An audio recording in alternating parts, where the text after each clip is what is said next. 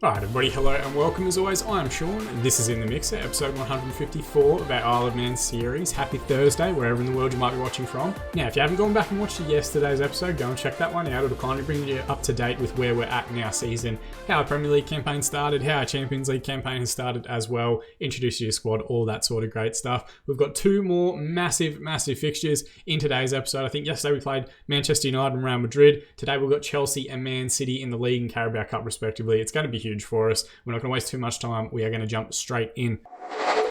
So, as you guys can see, we are currently sitting just above my head here in third position in the league itself. Still only 9 games played, so it still is early in the season. We have lost 3 matches during that time. The only thing that's really benefiting us at the moment is how tight the division is in the early part of the season. You'll remember Manchester United beat us and went above us in the division. Then they had a loss last time out, which saw them drop back down to 8th position. Really, from first all the way down to around 13th spot is only separated by 3 games or so. So like one week-to-week result, one defeat, whatever else, and you can drop down relatively quickly. We're actually only 3 points behind Chelsea in top spot. Man City were at the top of the division for the first few weeks of the season. They started very well, but they've had a tough run of fixtures. You can see here draws against Leeds and Arsenal, and a defeat against Chelsea as well last time out has brought them back into it as well. So don't get me wrong, we're still only aiming to try and finish in that top 4. We really want to make that jump to Champions League qualification this season, but we're not miles away from a title push either. So there's a whole bunch of different stuff still going on in the year. And really, if you think about it, if we had won those games against promoted West Ham, promoted Reading,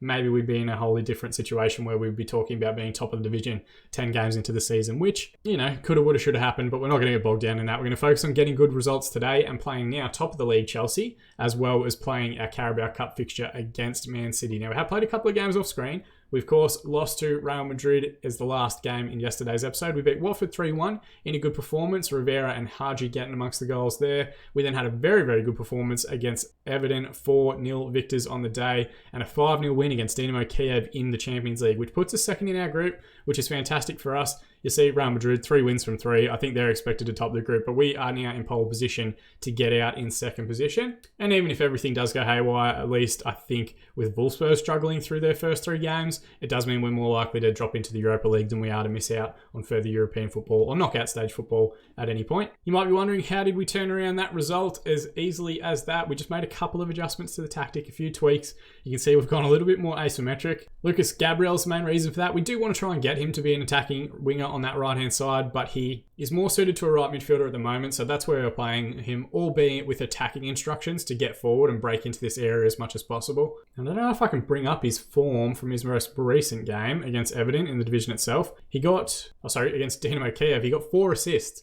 playing in that deeper role, which is much better for us. And hopefully that's the start to him kind of elevating his game a little bit and getting a bit more comfortable playing on that right-hand side. He was also good in the match against Everton, which helps us quite a bit as well. We've also moved Harold on the other side to be an inside forward on that left, which means he's kind of tucking in a little bit more in possession. It's allowing Carlos Andre to get a little bit further forward. He's got good attacking traits himself. So a couple of little tweaks here and there. We are keeping an eye on a couple of different players in the transfer market. I don't think we'll do much in January, but we are already putting an eye out and casting an eye to the future for the winter transfer window. Financially doing very well as well. We're up to £16 million in the bank, which is great considering we started last season at negative £191 million. We're getting our way through it, and we're slowly picking up more and more cash with good results in the Champions League as well, which is fantastic for us. And what I do want to show you in today's episode, because we don't often do it, is how we recruit our staff. Interestingly, it's been like this for a while. We have the best staff in the world. Yes, I know it's just the Premier Division, but I'm going to say the world regardless. In terms of coaching capacity, in terms of our medical staff as well, they're all excellent. And we've got pretty decent recruitment team members. It's tough sometimes to drag good recruitment team members to your club if you're not one of the higher division teams. You can see Man United is pretty much the best scouting program in world football. There was one role when I was looking at it that I thought, you know what, maybe we do need an upgrade. A lot of the guys we brought in are ex-professionals that have retired in recent years, that have, like a large amount of international caps to their experience. We previously had Harry Kane as an assistant. We've had Paul Pogba for the last season or so. You can see he's continuing his development. He's a fitness coach now. We might move him to that role in the next few years. Bring in a different assistant or a higher reputation assistant. All the assistant really does is the press conferences for me, to be honest. Everyone else we've pretty much bought in based on their attributes, but one guy I think we're going to try and upgrade is Byron Anthony here. Now, we've had him for a few seasons. He's actually been with us 6 years, back from when we were in the championship itself. He was previously the Crew Alexandra head of youth development at the start of the save. He was there for 11 seasons. Crew, of course, a great youth academy. They bring through quite a few good prospects. But now that we're a Premier League side, pushing to be a Champions League side, I'm thinking maybe some of these, working with youngsters, player ability, player potential, key traits or key attributes aren't necessarily where we want them to be. So all I do when I look for new staff is effectively go to the staff search option and then just make use of the filters that it allows us to provide. So we're going to put in the staff role as head of youth development, and then we're going to go and find the key attributes associated with that role, because the game pretty much spells this out for you, which is fantastic. I'm going to jack these up a little bit. Let's go to up to 18, see if anyone shows up. You can see there's 5 different options, including one guy at Burnley who looks very, very good. A few other free agents here as well. No one that looks like they're an ex-professional. Everyone pretty much looking like they're just regen players, which is fine. There's no drama with that. Might jack this up a little bit further. Go 19 for each of these traits. You can see it takes it now to 4 players. We might go a little bit further. What's that if we push that to 20? Sonny Fullwood is the one that stays. He's got 19 player ability and potential and 20 working with youngsters, which I think is very impressive. He's close to a gegenpress style, which is good for us. We kind of do use half gegenpress, half vertical tiki-taka, and he's never had a job before. So maybe we can open some contract negotiations with him. He wants a fair bit of cash, probably more than we can afford. Maybe we'll come down to 16. We might go to 15 for the first one, but add an additional year on. Not super keen. Let's see if we go with 16. All right, and he's fine with that. So it's as simple as that. I don't really overcomplicate it in any way. I just try and bring in one ex-professionals because I think that always adds an extra good, fun layer. But then also just work with the attributes that you need from the player. Who cares if you've got a head of youth development with 20 man management? He doesn't really do that. He works with youngsters and he judges ability. So hopefully throughout the course of this episode, he will sign a contract and come in. He will replace an outgoing staff member that has served us quite well. But the reality is, our youth development has been shit pretty much every season. And while, yes, we do need to improve a little bit of our facilities to go along with that, we do kind of want to have, gem signings come through our youth academy, be homegrown players, all that sort of great stuff that other people get to do in their saves and we haven't really made the most of in our save as we head into the last remaining seasons before the release of Football Manager 2021. Speaking of, because it's just jogged my memory, we might even ask the board to try and upgrade our training facilities, maybe. Technology. Okay, so they're going to do that. That one's fantastic. Planned training facilities work will be done by the 14th of the 10th next year. So there's quite a bit of work that needs to be done on the training facilities, it looks like. We might also ask them to improve the youth facilities as well. And they're not as eager to do that one. With increased funding in this area, youth development will be less of a lottery, and they're still rather prefer that we look towards the transfer market. So at least we've got the training facilities upgraded. That's great. And we'll continue to work towards, maybe I'll ask them in a month's time or so if they'll improve the youth facilities as well. But that's something to hopefully look forward to in future episodes, future seasons as well. Jumping forward now, and it is our weird asymmetric 4-2-3-1 that we're working with again today. So far, we're 3 wins on the trot. We've scored quite frequently in each of those games as well, which is fantastic. We're going to carry that on, given that we are playing at home. I thought about maybe going to cautious, but that didn't serve us that well in yesterday's episode, so we might make the adjustment and see how we get on. But we're going Mancini in goal, Abdesamad and Esteban as our defensive partnership, Carlos Andre at left fullback, Fontana at right fullback, Lindelanka midfield alongside Arnaud Henry, Haji at the 10, Harold on the left wing, Gabriel playing a little bit deeper on the right, and Rivera leading the line up top. It's a very strong lineup, probably the strongest lineup that we have available to us at the moment, and they're all in good form, which is always fantastic as well. Chelsea are incredibly strong. I think they beat someone like 8-0 earlier on in the season, which is ridiculous. Stephen Campbell, their highest average rated player for the season. He is very, very good. He's the starting English right back, has been for a good few seasons. We were looking at him back when he was a wonder kid forever ago. Long-term viewers of the series, or at least the last couple of seasons, probably remember me talking about him every time we play them. Just an absolute beast. What a player he is at right fullback. Their right-hand side looks to be their strength. Paolucci ahead of him is their leading assist maker for the season. An inside forward on the right-hand side, so you can see him cutting in, and then Campbell getting the overlap on the right-hand side. A very impressive lineup. They've got Fleshman over here, who I believe has been scoring quite a bit.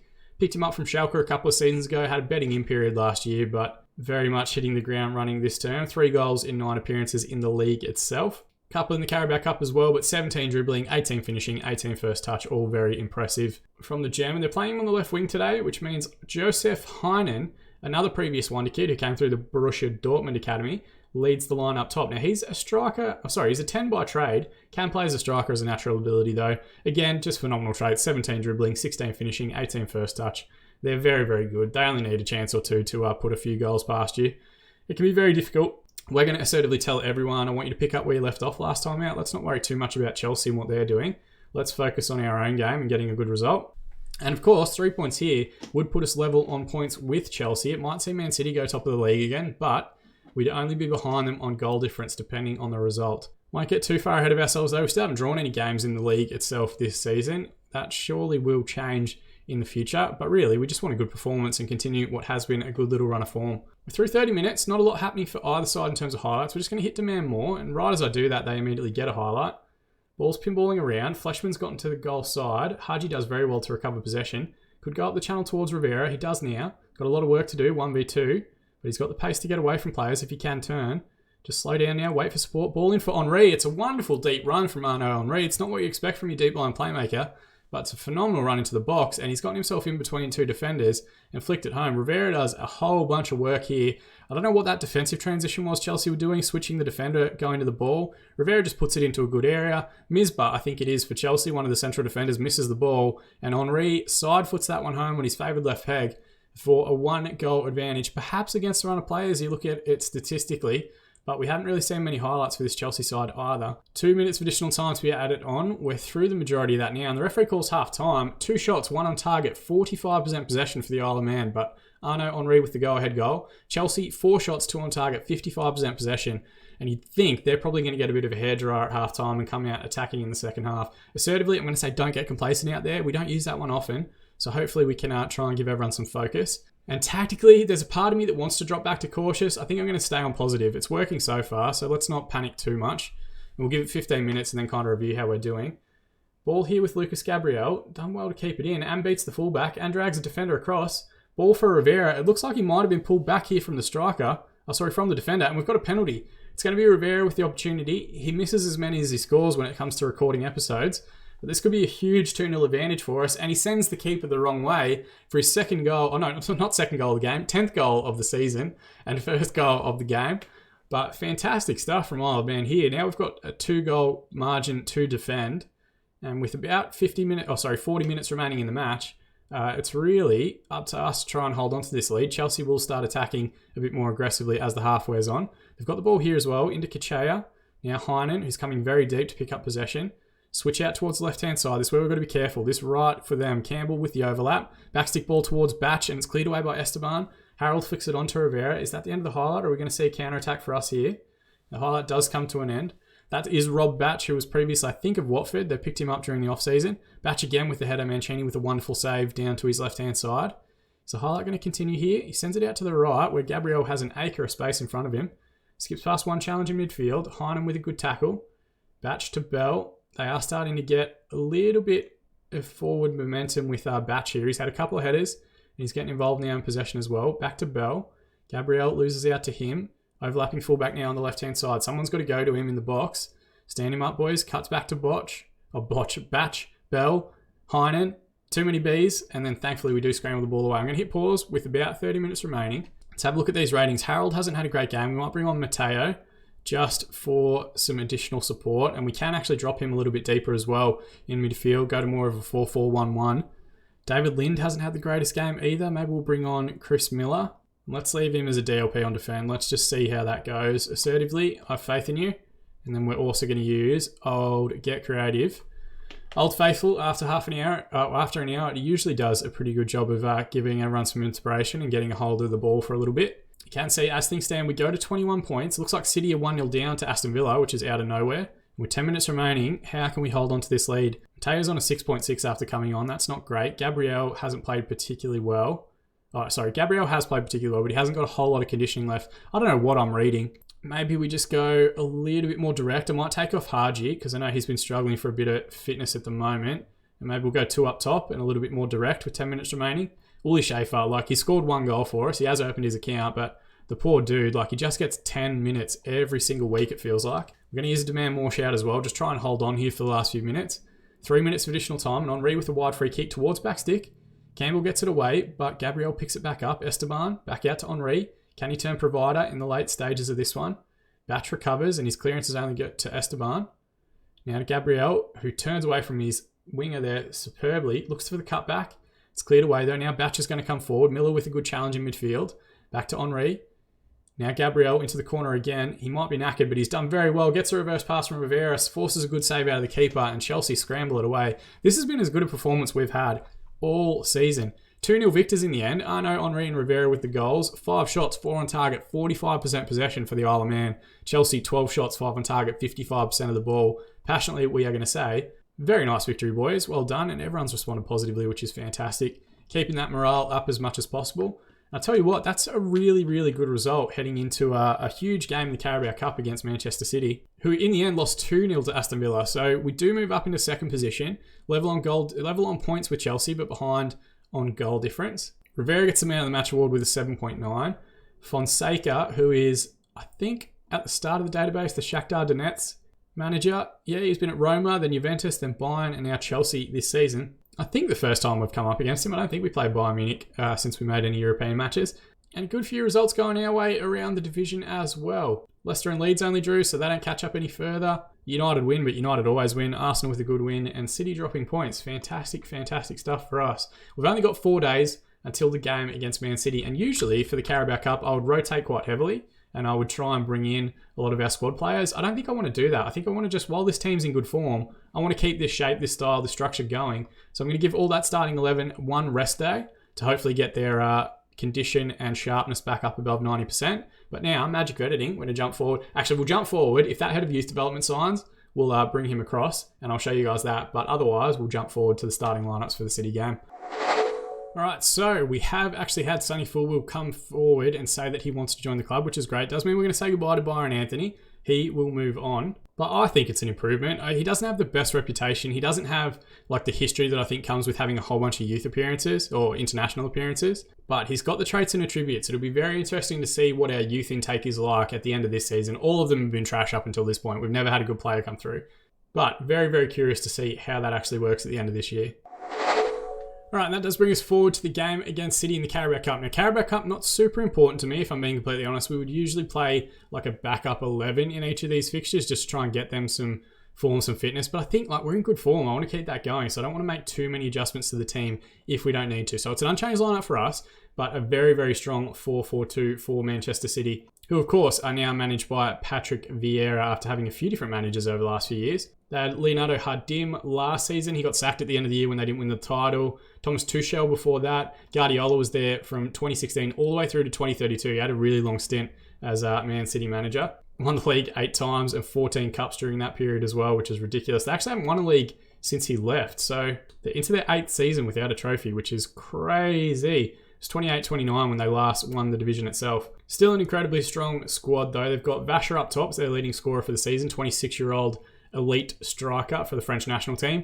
Very, very good. 16 dribbling, 17 finishing, 19 first touch. Impressive stuff. He plays alongside Toby Jones, who's one of the England squad regulars. They've got Julian Saunders in midfield, who we've looked at a couple of times. I feel like previously we might have come across him when he was a wonder kid, maybe coming through their academy. 25 years of age now. 6 England caps to his name. He can play up top. He can play in the midfield, which is, I think, how they're using him today. Solid, but not super spectacular. For a striker, only 9 goals in 100 games for Man City. Not the greatest record ever. He did spend a season on loan at Brentford, which might be where we played against him previously as well. Got a few big names on the bench. They might be rotating a little bit here. They've got Gregory Francois, who's one of my favourite players. I'd love to try and pick him up. His traits are phenomenal. Still only 22 years of age for the ex-Wonder Kid. And also ex-FC Isle of Man, Neil Peacock, not starting the match today. He has played a little bit for them this season. 3 Champions League games, 8 Premier Division starts. He looks to be their starting right winger. They might just be rotating and giving Favagu, I think his name is, a start this time out in the cup competition. Be interesting to see if he does come off the bench, and if he celebrates against us, I will be livid. Wide free kick early on. Haji looks towards back post. Abdesamad's in there. They do get it away, and now Keklik comes forward for Man City. Owens now, right-hand side. Just get goal side and stand him up. Don't do anything silly. Thankfully, the strike from the wide area straight at Mancini. Henri, now to Lind. Good switch out towards Lucas Gabriel. He keeps good wide positions. Can he find the cutback in a wide area? It's one back by Ferrari and then forward to Kagaravat, I think his name is. Switch towards Vasher. I've got to be careful with him, and it's a wonderful finish. Pretty sure when we played them earlier on in the season or at the end of last year, he scored 2 absolute screamers as well. And that is a fantastic finish. We've got to stay goal side against these two. It's just a long ball over the top, but that's what you do when you've got two players up top. He's a big hole in the middle of our back line there. And you can see it was, I think, Esteban coming across to try and cover that. But once he got goal side of Abdesamad, he really just had to find the finish, and a hell of a finish it was into the bottom left-hand corner. We've got possession here again. A lot of the highlights have started with us in the ball and then them counter-attacking. Favagu's running straight up the middle, and he's gotten goal side again. Thankfully, a good save, but the second time asking, he knocks it home. Just when we're on a good run of form, just when we're playing some decent football, just when we've got a good track of results, it seems to go flying out the window. So positive isn't quite working. Maybe we'll go... Let's just go counter for at least a half. Actually, let's hit pause and let's do this properly. Let's go counter. Let's make sure that Gabriel is dropped back a little bit, but still a winger on attack. Let's leave run in that a little bit more direct line of thinking until we get to half-time. And if we get to half-time as things currently stand, we might pull out the rocket a little bit, fire it at the playing group, and go attacking in the second half to try and chase an equaliser. Let's be completely honest. Like, if our backup team had been playing, we'd probably be 3 or 4-0 down at this point. We just don't have that good a depth compared to the likes of City. But still frustrating that our first team isn't making the most of playing against what is effectively a rotated lineup for this City squad. 10 minutes to remain in the half. We're going to use demand more. While I was talking then, there was a free kick that they got on target. Mancini with a good save. But 2 minutes to be added on at the end of the first half. We're through that now. So 8 shots, 5 on target, 52% possession for Manchester City. 2 shots, none on target, 48% for us. Aggressively, we're going to say, expect to see much better showing from you guys in the second half. At least everyone's responded positively.